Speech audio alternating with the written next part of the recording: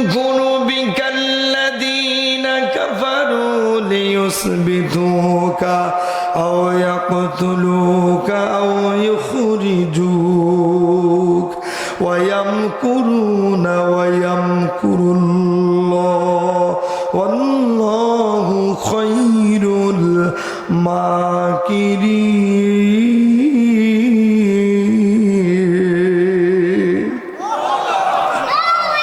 স্মরণ করুন নবী ওই সময়ের কথা যখন দারুন নদওয়ার পার্লামেন্টে আবু জাহল, আবু লাহাব, উতবা সাহেবা, ওয়ালিদ বিন মুগিরারা 49 সদস্য মন্ত্রী পরিষদ তারা বসে আইন করছিল লিউসবিতুকা আপনাকে বন্দী করবে, আও অথবা ইয়াকতুলুকা আপনাকে হত্যা করবে, আও ইখরিজুক অথবা আপনার নাগরিকত্ব ক্যান্সেল করে দেশ থেকে বের করে দিবে। ওয়ায়ামকুরুনা ওয়ায়ামকুরুল্লাহ তারা ষড়যন্ত্র করে, আমার আল্লাহ সেই ষড়যন্ত্র দাঁত ভাঙ্গা জবাব দেন। কথা বলেন ঠিক? একই শব্দ, একই সিগা মাজদারের একই শব্দ পাশাপাশি অবস্থান করলে প্রথমটা যে অর্থ হবে পরেরটা প্রতিহত অর্থে ব্যবহার হবে। ওয়ায়ামকুরুনা তারা ষড়যন্ত্র করে, কারা? কাফির মুশরিকরা। আমার আল্লাহ ষড়যন্ত্রের দাঁত ভাঙ্গা জবাব দিয়েছে। আল্লাহু খৈরুল মাকিরিন শ্রেষ্ঠ কৌশলী। জোরে বলেন তো কে? সম্মানিত ভাইরা আমার, আয়াতের শুধু শানে নুজুল হয়তো আজকে বলবো, ভিতরে যাওয়ার সুযোগ হবে না। আয়াতে কারিমা নাজিল হয়েছে কখন? আমার নবীজি যখন নির্যাতনের স্টিম রোলার সহ্য করে এক পর্যায়ে মক্কায় টিকতে না পেরে মদিনায় চলে গেলেন। কথা বলেন ঠিক? মদিনায় যাওয়ার পরে মদিনার আউস খাজারাস ইহুদি খ্রিস্টান নাস্তিক মুরতাদ মাজুসি মিলে আমার ভাইরা নবীজি হিজরত করেছেন 153 জন সাহাবী সহ। জোরে বলেন তো কতজন? 153 জন সাহাবী সহ হিজরত করে মদিনায় চলে গেছেন। আমার ভাইরা মদিনার সব জনগণ মিলে সংখ্যা হলো 1117 জন। জোরে বলেন কতজন? আর তাহলে বলেন তো মদিনায় আমার মুসলমানদের সংখ্যা বেশি না কম? জোরে বলেন। সবচেয়ে কম আমার ভাইরা। এবার আল্লাহ রাব্বুল আলামিন আয়াত নাজিল করছেন, ইয়া আইয়ুহাল্লাযিনা আমানু, ওহে ঈমানদারগণ। আমার ভাইরা অথচ মক্কায় 13 বছর কোরআন নাজিল হয়েছে, আল্লাহ ঈমানদার বলে সার্টিফাই করে নাই। জোরে বলেন কথা ঠিক কিনা? তাহলে বোঝা যায় আমার ভাইরা মাক্কি জীবনে কেন আল্লাহ ঈমানদার বলে আবু বকর, ওমর, ওসমান, আলী, খাম্বাব, খুবাইব, বেলাল, আমির হামজার মতো বড় বড় সাহাবীদেরকে ঈমানদার বলে কিন্তু সার্টিফাই করে নাই। যত মাক্কি সূরা আছে আমার ভাইরা সব সূরাতে আল্লাহ রাব্বুল আলামিন ইয়া আইয়ুহান নাস বলেছেন, ইয়া বানি আদম বলেছেন, কিন্তু মদিনায় যত সূরা নাজিল হলো আমার ভাইরা আল্লাহ পাক ডাক দিচ্ছেন ইয়া আইয়ুহাল্লাযিনা আমানু, ওহে ঈমানদারগণ। মূল কারণটা হলো আমার ভাইরা মক্কা চালায় আবু জাহল। জোরে বলেন কথা ঠিক কিনা? নবীজি হিজরত করে মদিনায় যাওয়ার পরে মদিনার সব লোকেরা বলেছে, ও মুহাম্মদ আপনার বাবার দেশে আপনি চলে এসেছেন মদিনায়, আজ থেকে এই মদিনা আর কারো নেতৃত্বে চলবে না, এই মদিনা চলবে আপনার নেতৃত্বে। আরো জোরে কোন সুবহানাল্লাহ। এ ভাইরা সেই জন্য আমার ভাইরা আল্লাহ আয়াত নাযিল করে ইয়া আইয়ুহাল্লাযিনা আমানু, ওহে ঈমানদারগণ। বুঝতে হবে আমার ভাইরা এখন যদি ধরুন বাংলাদেশে যদি কোরআন নাজিল হয় তাহলে আল্লাহ আমাদেরকে ঈমানদার বলে সার্টিফাই করবে আমার, নাকি ইয়া আইয়ুহান নাস বলবে? একটু আওয়াজ দিতে হবে। ধরে বলেন কি বলবে? আমাদেরকে আল্লাহ ইয়াইহান নাস বলবেন না ইয়াইহাল্লাযিনা আমানু বলবেন? কোনটা বলবেন? নাস বলবেন, আমানু বলবেন, নাস বলবেন। কি বলবেন? কেন? কারণ মূল জায়গায় কোরআন নেই। কথা বলেন ঠিক কিনা? যারা বলেন তাহলে সেই জায়গায় কোরআনটা যাক, আমরা চাই কি চাই না? কারা চাই? দুহাত তুলে একটা তাকবীর দিয়ে দেখাই।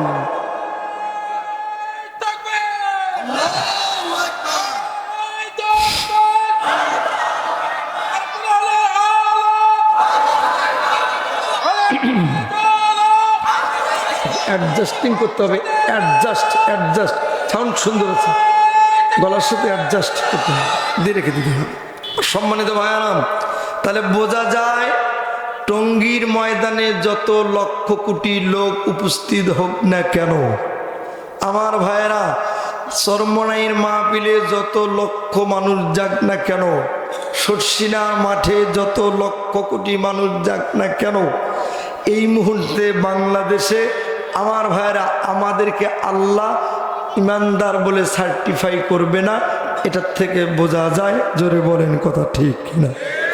ইমানদার বলে যদি আমার ভাইরাম সার্টিফাই পেতে হয় আমার, তাহলে সংসদে পার্লামেন্টে এই দেশ আল্লাহর কোরআন দিয়ে পরিচালিত হতে হবে। তবে ইমানদার স্বীকৃতি আল্লাহর পক্ষ থেকে পাওয়া যাবে। বাংলাদেশের আদমশুমারিতে আপনার আমার নাম মুসলমান থাকতে পারে, আল্লাহর ভাষায় আমরা ইমানদার না মুসলমান না। জোরে বলেন কথা ঠিক কিনা?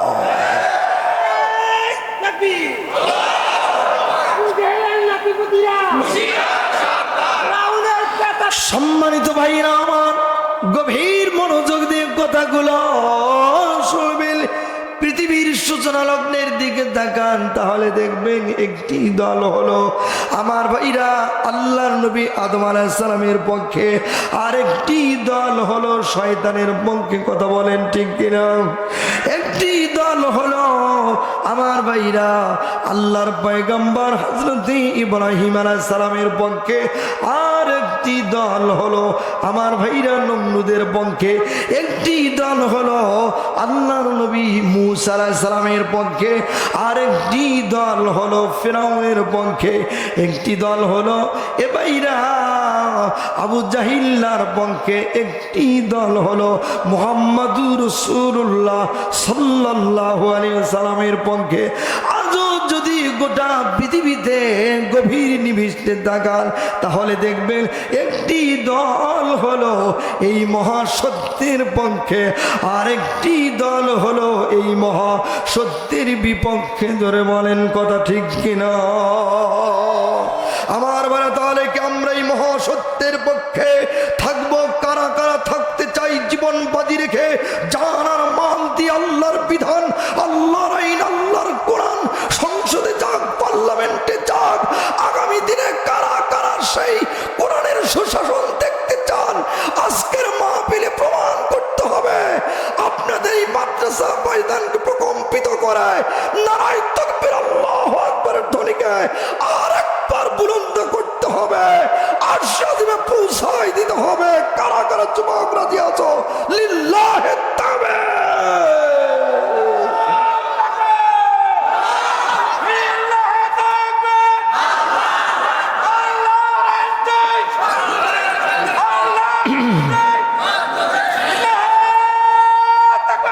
আলহামদুলিল্লাহ। আমার ভালো খেয়াল করুন, তাহলে 49 সদস্য মন্ত্রী পরিষদ তারা আইন করছিল নবীজিকে কি করবে, আইন হচ্ছে।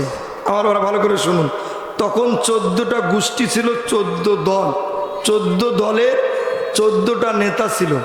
আমার ভাই এর ভিতরে একজন হলো বুড়ো মানুষ, আমর ইবনে হিশাম, আবু জাহলের একমাত্র উপদেষ্টা। কি নাম বললাম? আমর ইবনে হিশাম। আমার ভাইরা এক একজন এক এক মতামত দিচ্ছিল, মুহাম্মদকে হত্যা করা হোক অথবা দেশ থেকে বের করে দেওয়া হোক। ভাইরা আমার, তখন পিছন থেকে বুড়ো মানুষ বলছে, বেটারা তোমাদের মাথায় কোনো ঘেলু টেলু নাই, রাজনীতি বোঝো না, মুহাম্মদকে তোমরা ধরে আনো। আবু জাহিল্লা বলে, চাচা ঠিকই বলেছেন, এদের রাজনৈতিক কোনো ব্রেন নাই, যেন তেন করে একটা মামলা দাও, দিয়ে মোহাম্মদকে জেলখানায় ঢোকাও। নাউজুবিল্লাহ বলে। ভাইরা আমার, নবীজি সহ আমার ভাইরা 53 জন সাহাবীরা বন্দী হয়ে গেল। আমার দেশে যেখানে আইন হয় ওটার নাম হলো সংসদ ভবন, আর ভারতে যেখানে আইন প্রণয়ন হয় আমার ভাড়া বিধানসভা বলে না, মন্ত্রসভা। আমেরিকায় হোয়াইট হাউস, ওদের হলো দারুন নজর পার্লামেন্ট। আমার ভাড়া কোনো পার্থক্য নাই। মনে রাখবেন, আমার দেশে কেন্দ্রীয় কারাগার হলো ঢাকার রানীগঞ্জে। সেই সময় আজ থেকে 1500 বছর আগে কেন্দ্রীয় কারাগারের নাম হলো শিয়াবে আবি তালিব। কি নাম বললো? শিয়াবে আবি তালিবি। নবীজিকে বন্দী করা হলো 42 জন পুরুষ সাহাবী আর 8 জন মহিলা সাহাবিয়া, 3 জন ছোট শিশু সাহাবী বন্দী হয়ে গেছে। এ ভাইরা, নবীজিকে বন্দী করা হলো।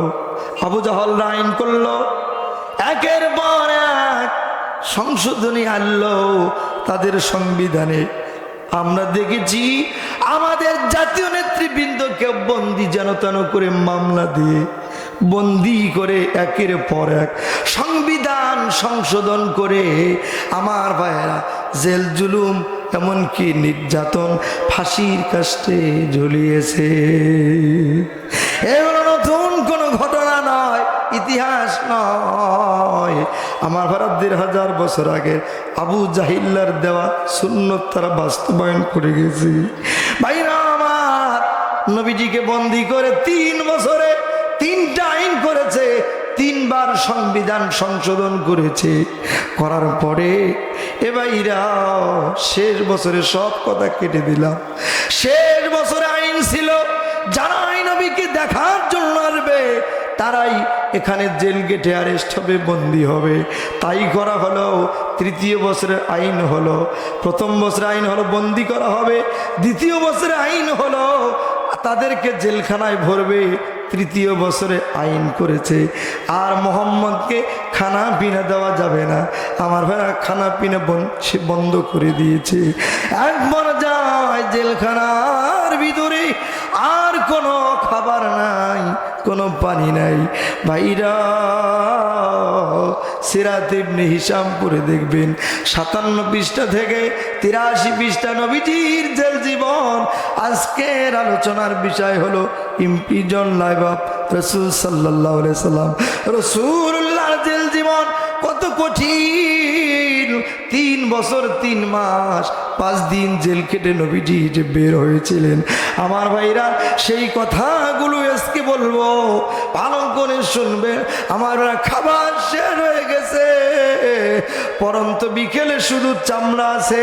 ওই যে হাতিয়া নিয়ে এসেছিল আমার ভাইরা পশুর চামড়াগুলো পরন্ত বিকেলে জেলখানার উন্মুক্ত ময়দানে রেখে দেওয়া হতো। সারাটা রাত ধরে শিশির ভেজা ফোঁটা ফোঁটা পানি পড়ে চামড়াগুলো নরম হতো, মোটা হয়ে যেত। সাহাবীরা আল্লাহর নবীজি তারা খেয়ে জীবন বাঁচিয়েছে। এ ভাইরা, পানি না দেওয়ার কারণে বাবলা গাছের পাতাগুলো ছেড়ে হাতে মর্দন করে যে রসটুকু বের হতো সেই রস খাইয়া খাইয়া সাহাবীরা আর নবীজি জীবন বাঁচিয়েছে। ওদিকে ছোট শিশু সাহাবীরা ডাক দিয়ে বলে, মাগো কই গেছো রে মা, আমাদেরকে দুধ দাও না, আমাদেরকে পানি দাও না। আমার ভাইরা দীর্ঘদিন আবু জাহিল্লা খানা পিনা না দেওয়ার কারণে মহিলা সাহাবীদের বুকের স্তনের দুধ শুকে গেছে, কোনো দুধ নাই। নাই, কোনো পানি নাই। এক পর্যায়ে ছোট 3 জন শিশু সাহাবী আমার ভাইরা শিহাবে আবি তালিবের কেন্দ্রীয় কারাগারে দুধের অভাবে, পানির অভাবে আমার ভাইরা তারা জীবন দিয়ে চলে গেছে। আল্লাহর জান্নাতের পেয়ালা পান করে তারা শাহাদাতের নজরানা পেশ করেছে। এ ভাইরা, এই পৃথিবীতে ইসলাম এমনিতে আসে নাই। লক্ষ শহীদের আমার ভাই, লক্ষ লক্ষ কোটি কোটি শহীদের জীবনের রক্তের বিনিময় এই পৃথিবীতে ইসলাম এসেছে। পৃথিবীতে যত স্বৈর শাসককে বিদায় করতে হয়েছে, রক্ত ছাড়া বিদায় হয় নাই। সেই জন্য 5ই আগস্টে আমার আর দেশের তরুণ ছাত্র জনতা, আবাল বৃদ্ধা বনিতা, 80 বছরের বৃদ্ধ থেকে নিয়ে নাবালেগ ছোট শিশু, বেগুনা মাসুম বাচ্চারাও জালিমদের রাইফেলের গুলিতে রেহাই পায় না। কথা বলেন ঠিক কিনা? এ ভাইরা, ভুল বুঝবেন না। 3700 মানুষকে হত্যা করে 5ই আগস্ট পর্যন্ত, 13ই জুলাই থেকে 5ই আগস্ট 3700 মানুষের জীবনের বিনিময় রক্তের উপরে দাঁড়িয়ে এই দ্বিতীয় স্বাধীনতা অর্জিত হয়েছে। সেই স্বাধীনতা ম্লান হতে দেয়া যাবে না। যদি কোনোভাবেই ম্লান হয়ে যায়, আমাদের নেক্সট প্রজন্ম, আমরা তো ভালো থাকবোই না, আপনার নেক্সট প্রজন্ম, আপনার পরবর্তী প্রজন্ম ওরা নিরাপত্তা পাবে না। জোরে বলেন কথা ঠিক না? মনে রেখো, সত্যিকারে যদি সুখী, সমৃদ্ধশালী, শান্তিপ্রিয় বাংলাদেশ বানাতে হয়, তাহলে ইসলাম ছাড়া, কোরআন ছাড়া সেই বাংলাদেশ বানানো কখনো সম্ভব নয়। আমরা দেখেছি আমার ভাইরা, আমরা দীর্ঘ সময় স্বাধীনতার 54 বছরে দেখেছি, আমরা বাবার শাসন দেখেছি, স্বামীর শাসন দেখেছি, ওখানে শেষ না চাচার শাসন দেখেছি, আমার ভাইয়ের স্ত্রীর শাসন দেখেছি, এরপরে বুবুর শাসন দেখেছি, স্বৈর শাসকের শাসন দেখেছি। সব শাসন থেকে সব কিছু শেষ। আগামীর বাংলাদেশ কোরআনের বাংলাদেশ।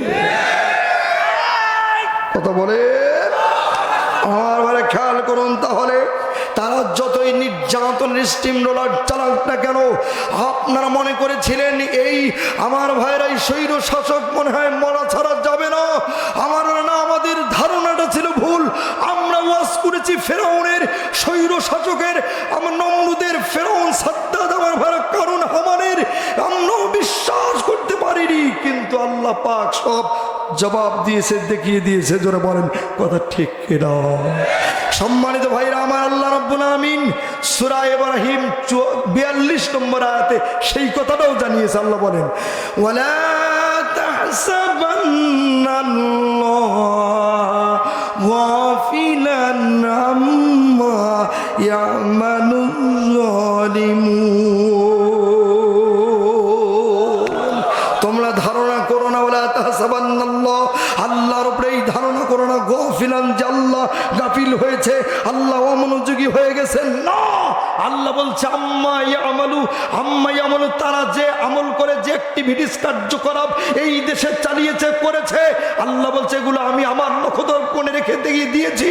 ইয়ামালু যালিমুন, জালিমরা যা করেছে সব আমি আল্লাহ আরশে আজিমে বসে আঙ্গুল চুষি নাই, আমি আল্লাহ কুদরতি পার্লামেন্টে সব নখদর্পণে রেখে দিয়েছি। জোরে কোন কথা ঠিক কিনা? বলে এটা কেন? ইন্নামা, শুধুমাত্র কেবলমাত্র, লিয়াখিরুহুম, তাদেরকে ছেড়ে দিয়েছি এই জন্য, লিয়াউমিন, সেই দিনের জন্য। লিয়াউমিন মানে হচ্ছে আধুনিক তাফসীর, গত 5ই আগস্ট ওই দিনের জন্য আমার ভাইরা, তাশখাসু ফিহিল আবসার, যেদিন তাদের চোখ ম্লান হয়ে যাবে, সেদিন তাদের চোখ ম্লান হয়ে গেছে, কোনো কথা বলতে পারেনি। জোরে বলেন, আল্লাহর এই আয়াত 100 সত্য। আমার ভাড়া জোরে বলেন কথা ঠিক কিনা? তাদের ব্যাপারে আল্লাহ সিদ্ধান্ত দিয়েছেন। আমি কি একটু বলবো? চলবে না বন্ধ হবে? কারা কারা চলার পক্ষে দুহাত তুলে লিল্লাহি তাকবীর। গরম পানি দিয়ে রাখলে ভালো, গরম পানি। সম্মানিত ভাইয়ের আমার খেয়াল করুন, আমার ভাইয়ের আল্লাহ সূরা সাফফাতের 22-23 নম্বর আয়াতে বলেছেন তাদের ব্যাপারে করণীয় কি। কষ্ট হচ্ছে? উহশুরুল্লাযীনা যালামু আযওয়াজাহুম ওয়া মা কানু ইয়াবুদুনা মিন দুনিল্লাহি ফাহদুহুম ইলা সিরাতিল জাহিম।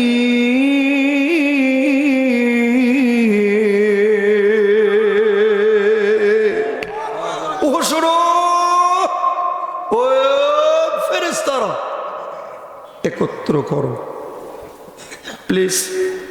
এই যে দুজন মুরব্বী কেন উঠেছেন আপনার? প্লিজ, কি সমস্যা বাবা, কি সমস্যা? ও শোনো, এটি আমার সিগাওয়ালা মাইকানা এখানে আছে, ভালো করে শুনবেন। ও শোনো, তোমরা জমা করো, একসাথে করো। তাফসিরে আছে তাদেরকে হ্যান্ডকাপ পড়ো, শিকল পড়ো। কিসের জাহান্নাম?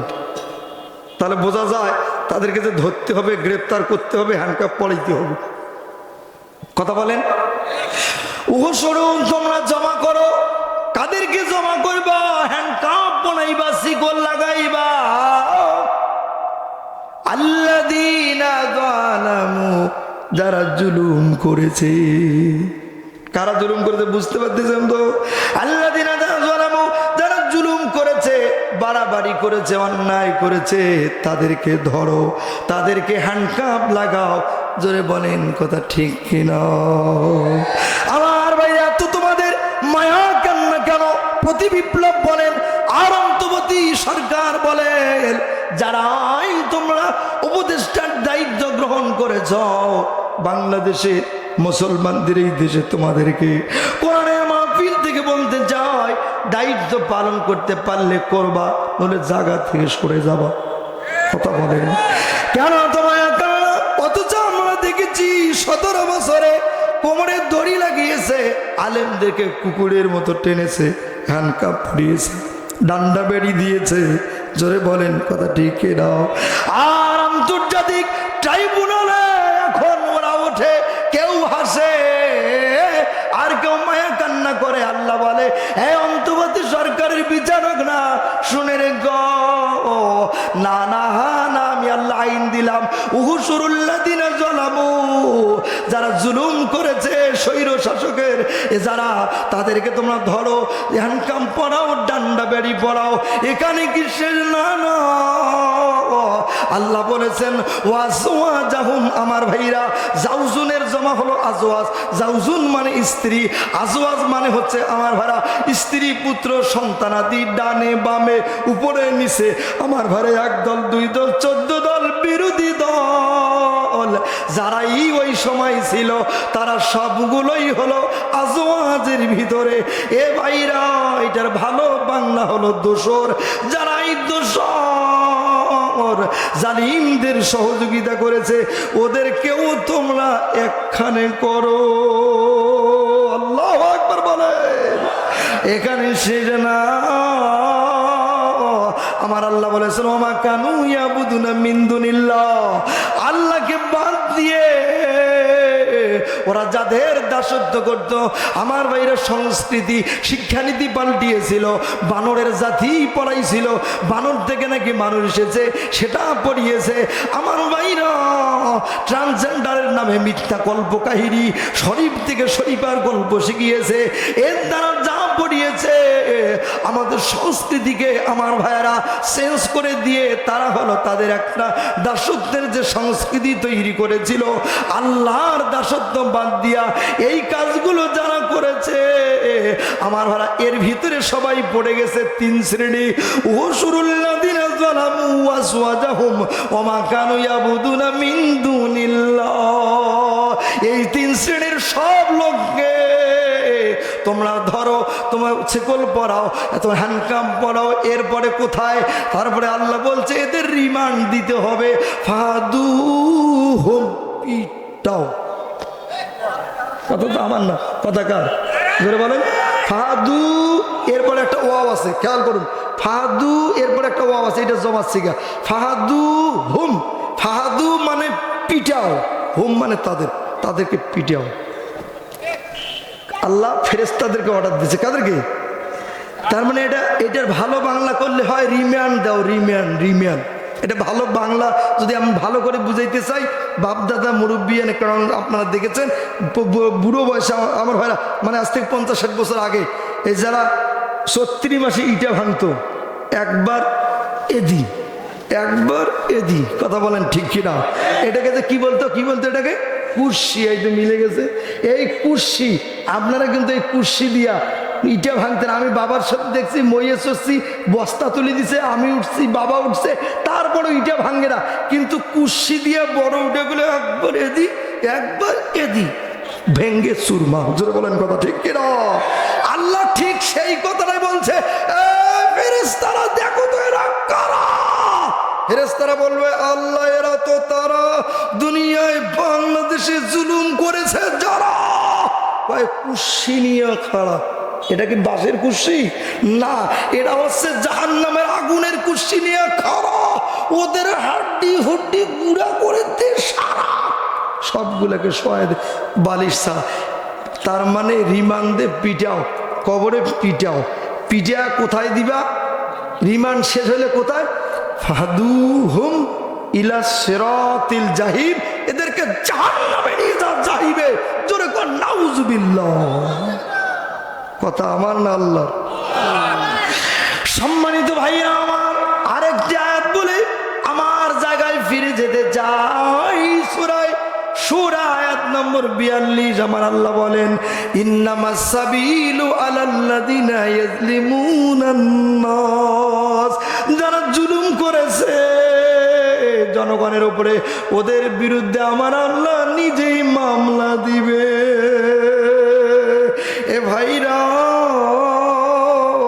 তাহলে তারা মামলা খাবে, আল্লাহ নিজেই মামলা দেবে, নবীজিও মামলা দিবেন। ওয়াকালা রাসূলু ইয়া রাব্বি ইন্না কওমি ইত্তাখাযু হাযাল কুরআনা মাহজুরা। আল্লাহ বলবে, ওগো আল্লাহ, নবীজি বলবেন, ওগো আল্লাহ, এরা তো হচ্ছে আমার উম্মত, ইন্না কওমি, নিশ্চয়ই এরা আমার কওম, ইত্তাখাযু, এরা গ্রহণ করেছে হাযাল কোরআন, এই কোরআনকে মাহজুরা, কোরআন দিয়ে দেশ চালায় না, ওদের ক্ষমতা দিয়েছিলাম, রাষ্ট্রের মালিক বানিয়েছিলাম, ও মালিক তুমি তো বানিয়েছো, ক্ষমতা দিয়েছো, ওরা চালায় না, এই কোরআনকে পরিত্যক্ত মনে করেছে। আল্লাহ আমার মামলা গ্রহণ করো, আমি নবী এদের বিরুদ্ধে মামলা ঠেকে দিন। আল্লাহ যদি মামলা করে, আবার নবীও যদি মামলা করে, আমাদের বাঁচার উপায় আছে নাকি? জোরে বলেন কারা কারা? আমার আর নবীর মামলা, আমার আল্লাহর মামলা, একটু দুহাত তুলে আল্লাহকে দেখো। লিল্লাহি তাওবীর, হাত নামান, আল্লাহ কবুল করুন। জোরে বলেন আমিন। এ ভাইরা, তাহলে কোরআন পার্লামেন্টে যাক, সংসদে যাক, কোরআন দিয়ে দেশ পরিচালিত হোক, এটা আমরা চাই কি চাই না? কাম টু মাই পয়েন্টে ফিরে আসে। নবীজিকে বন্দী করে খানা পিনা বন্ধ করে দিয়েছে। আমার ভাইরা, আয়াতের শানে নজরুল বলছি, ওদিকে বুড়ো মানুষ আমর ইবনে হিশাম, আমার ভাই আবু জাহলের দলের একমাত্র উপদেশ না, 80 বছর 85 বছর বয়সের বুড়ো, একদিন হঠাৎ করে গভীর রজনীতে ডাক দিয়ে বলে তার প্রিয়তমা স্ত্রীকে, বলেন বিবি রে, আমি এই তো স্বপ্নে দেখলাম, মোহাম্মদের ব্যাপারে তো আমি বাস্তবেও দেখেছি, এত ভালো মানুষ এই মক্কায় আর দেখি নাই রে বিবি। এই বিবি, আবু জাহিল আইন করেছে, মোহাম্মদকে মেরে ফেলার জন্য ষড়যন্ত্র করছে। আগো বিবি, বলো তো কি করা যায়? বুড়ি বলে, বুড়ো রে, একাই ছটফট করলে কিছু হবে না, যাও তো গিয়ে দেখো আর কাউকে তোমার মতো পাওয়া যায় নাকি। আল্লাহু আকবার বলে। এ ভাইরা, বুড়ো মানুষ লাঠিতে ভর করে গভীর রজনীতে একটানা চলে গেছে আবু জাহলের দলের একমাত্র শীর্ষ সন্ত্রাসী ক্যাসিনো সম্রাট, নাম হলো জহির ইবনে আবি উমাইয়া। আস্তে করে কি দরজা নক করেছে, বলছে বাবা জহির তুমি কি ঘুমাইছো না জেগে আসো? দরজা খুলি দিয়ে দেখে সর্বনাশ, তার দলের শীর্ষ লিডার বুড়ো মানুষ আমর ইবনে হিশাম, আমার ভাইরা তার ঘরের দরজায়। বলছে বাবা গো কেন আপনি এই গভীর রজনীতে এসেছেন? মনে হয় দেশে কিছু ঘটেছে। বলছে বাবা একটা দুঃখ নিয়ে এসেছি। নাস্তা পানি দিলেন, আমার ভাইরা খেলেন, এরপরে বললেন বাবা এসেছি তোমার কাছে, মোহাম্মদকে আবু জাহল মাইরা ফেলার জন্য আইন করেছে রে বাবা। ওই শিয়াবে আবি তালিবের কেন্দ্রীয় কারাগারে মোহাম্মদ বুঝি মহিরা যায় রে বাবা, তোমার কাছে একটু মতামত জানতে চাই। আমার ভাইরা বুড়ো মানুষ এই কথা যখন বলেছে, জহির ইবনে আবি উমাইয়া বলে চাচা গো আমি কি বলবো, আপনি যে দুঃখে দুঃখী ওই দুঃখের আমিও সমভোগী। একটা উমর এ জামানায় দাও হে মেহেরবান, আমিন বলেন। একটা উমর এ জামানায় দাও গো মেহেরবান, দিনের তরে ওয়াকা তরে, দিনের তরে ওয়াকা তরে বিলিয়ে দিতে প্রাণ। একটা উমর এ জামানায় দাও হে মেহেরবান, আমিন বলেন। আমার ভাইরা এই মুহূর্তে আমার ভাইরা সেই উমরের ভূমিকায় আমাদের এখন আমার ভাইরা আপনারা জানেন জামাত ইসলামীর আমার ভাইরা জামির জামাত, তিনি বাংলাদেশের টেকনাফ থেকে তেতুলিয়া, রূপসা থেকে পাতুরিয়া যে কাজ করে মানবতার ফেরিওয়ালা হয়ে যে কাজ করে যাচ্ছেন, আমার মন বলে আগামীর বাংলাদেশের রাষ্ট্রনায়ক হিসেবে যদি আমরা তাকে একবার নির্বাচিত করতে পারি, কোরআনের শাসন যদি প্রতিষ্ঠিত হয়, বাংলাদেশ সেদিন বুঝবে মিষ্টি খাওয়ার স্বাদ। সত্যিকারের কোরআনের শাসন, আল্লাহর বিধান দিয়ে আলাহুল খলক ওয়াল আম, আসলে আইন যার, জমিন যার, আইন চলবে তার, সত্যিকারের শান্তি সোনার বাংলাদেশ গঠিত হবে। জোরে বলেন কথা ঠিক কিনা?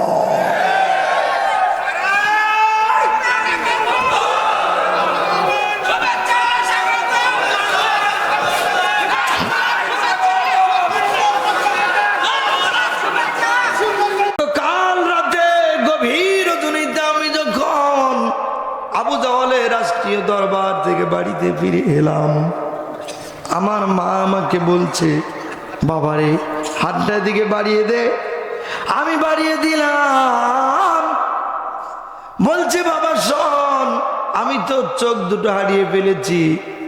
আমার মন বলছে শিয়াবে আবি তালিবের কেন্দ্রীয় কারাগার থেকে তুই পারবি মোহাম্মদকে বের করে আনতে। এ বাবা শোন তাড়াতাড়ি করে, আমি তোকে বলছি আমি তো মরে যাব, 2-4-5 দিন বাঁচবো বলে মনে হয় না। বাবা শোন আমি তো মরে যাব, মোহাম্মদকে আমার কাছে যদি আনতে পারিস, আর মোহাম্মদ যদি তার কলেমাটা পড়ে একটু আমার চোখে ফু দেয়, আল্লাহ রাব্বুল আলামিন আমার চোখে যদি ফেরায়া দিবে। সুবহানাল্লাহ। এ বাবা শোন, মা বোনেরা যারা এসেছেন, মা গো একটা মিনিটের যুবক না দুটো কথা বলে শেষ করে দিতে চাই নির্ধারিত সময়ের ভিতরে। আমার ভাইয়েরা যেহেতু প্রধান বক্তা মঞ্চে এসেছেন, 2 মিনিটে আলোচনাটা ক্লোজ হবে। এ যুবকেরা ভালো করে শোন, মায়ের খেদমত করবি। আল্লাহ বলেছেন ওয়াকাদা রাব্বুকা আল্লা তা'বুদু ইল্লা ইয়াহু ওয়া বিল ওয়ালিদাইনি ইহসানা। আল্লাহর হুকুম জারি হয়েছে, ফরমান জারি হয়ে গেছে। আল্লাহর ইবাদতের পরে আমার ভাইরা যাদের সাথে ভালো আচরণ করা লাগবে, সদাচার করা লাগবে, তারা হচ্ছে তোমার মা আর তোমার বাবা। কথা বলেন ঠিক কিনা? ওই মা 10 মাস 10 দিন আমাদের গর্ভে ধারণ করেছে। এ যুবক ওই মায়ের কথা ভুলে যাবি না কোনোদিন। একটা চিত্র তুলে ধরতে চাই 1-2 মিনিটের ভিতরে। জনম দুঃখুনি গর্ভধারিণী মা যখন তোমাকে জন্ম দিতে গিয়েছে তখন হলো বিজ্ঞান বলেছে 4500 বার মায়ের পিঠির ভিতরে লাথি মেরেছি। এর ভিতরে প্রচন্ড 4টা লাথি মায়ের পিঠির ভিতরে শেষ সময় মেরেছি দুনিয়া আসার সময়। ওই সময় মায়ের পিঠির ভিতরে শেষ লাথিগুলো যখন মেরেছি মা জনম দুঃখিনী গর্ভধারিণী মা সহ্য করতে না পেরে নিজের মাকে ডাক দিয়ে বলেছে, মা গো কই গেলে রে মা আমাকে? এরা সবাই ধৈর্যের সবক দেয় দায়ীরা, কেউ তো আমাকে উঠতে দেয় না, আমাকে সাহায্য করে না ভাইরা। মা যখন এ কথা বলে নিজের মা তাকে ডাক দিয়ে বলে, বেটির একটু ধৈর্য ধরো। ওই সময় গর্ভধারিণী মা প্রসব বেদনা সহ্য করতে না পেরে এ যুবক কেঁদেছে আর বলেছে, আল্লাহ বাঁচাও, আল্লাহ বাঁচাও। ওই সময় শেষ লাথিটা মায়ের পিঠির ভিতরে তুমি মেরেছ, দুনিয়া এসেছ কত মা তোমাকে জন্ম দিতে গিয়া কত মা দুনিয়া ছেড়ে বিদায় হয়ে গেছে। এ ভাইরা আমি একটু হাত দেখতে চাই, কার মা নাই কার বাবা নাই, একটু দু হাত তুলে আল্লাহকে দেখাবেন। আমার মন বলছে মাহফিল আল্লাহর দরবারে কবুল হয়ে গেছে, একটু দেখতে চাই কার মা নেই কার বাবা নেই, দু হাত তুলে একটু দেখাবেন। আল্লাহকে বলি, আল্লাহ এই মানুষগুলো মা নাই বাবা নাই, যাদের মা নাই যাদের বাবা নাই তাদের তো ঈদের দিনে ঈদ হয় না। এই যুবকেরা কার মা আছে কার বাবা আছে ধন তোর একটু দেখাতে হবে, আল্লাহকে দেখাতে হবে। আমি আল্লাহকে বলি, আল্লাহ তোমার বান্দারা তোমার ইবাদতের পরে মা বাবার সাথে ভালো আচরণ করবে, এই ওয়াদাটা চাই। হাতগুলো সোজা করে দেখাবেন ভাইরা, একটু হাত লম্বা করবেন, সোজা করে দেখাবেন, আল্লাহকে দেখাবেন। আল্লাহকে বলে, আল্লাহ তোমার ফেরেশতাদের দ্বারা ভিডিও করে রাখো।